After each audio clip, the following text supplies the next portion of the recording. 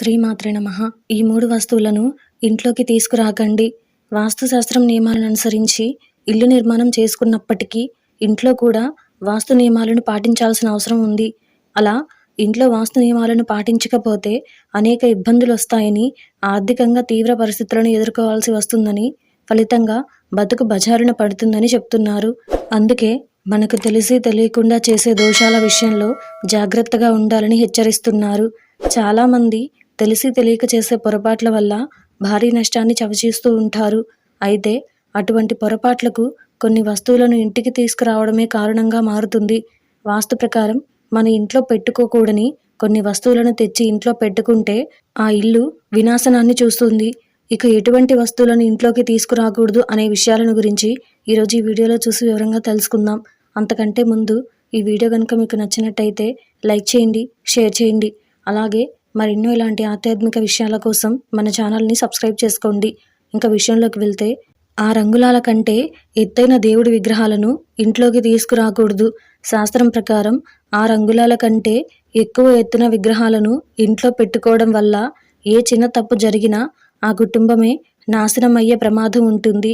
ఏకంగా రోడ్డున పడే పరిస్థితి వస్తుంది. దీనికి కారణం ఆ రంగులాల కంటే ఎక్కువ ఎత్తు ఉన్న విగ్రహాలను ప్రతిరోజు నియమనిష్టలతోటి పూజలు చేయాలి, నైవేద్యం పెట్టాలి. పొరపాటున కూడా లోపభూయిష్టమైన పూజలు చేయకూడదు. అలా పొరపాటున లోపభూయిష్టమైన పూజలు చేస్తే ఆ కుటుంబమే సర్వనాశనం అవుతుందని చెప్తున్నారు.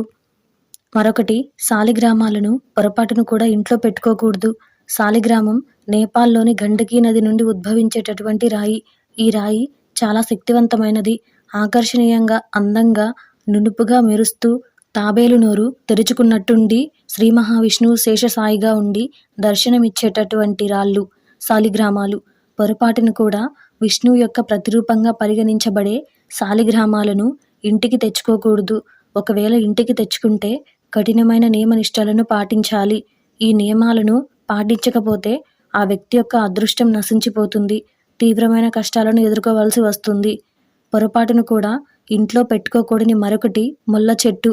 ఎట్టి పరిస్థితుల్లోనూ ముళ్ళ చెట్లను ఇంట్లో పెట్టుకోకూడదు. ముళ్ళ చెట్లు ఇంట్లో ఉంటే ఇంట్లో ఉన్న కుటుంబ సభ్యులు అడుగడుగునా ఇబ్బందులను ఎదుర్కొంటూనే ఉంటారు. వారి జీవితంలో అడుగడుగునా ముళ్ళే ఎదురవుతాయి. సంతోషాన్ని ఇంట్లోకి రానియకుండా ముళ్ళ చెట్లు అడ్డుకుంటాయి. అందుకే ముళ్ళ చెట్లను ఇంట్లో పెట్టుకోకుండా జాగ్రత్త పడాలి. అయితే వీటి నుంచి గులాబీ మొక్కకు మినహాయింపు ఉంది.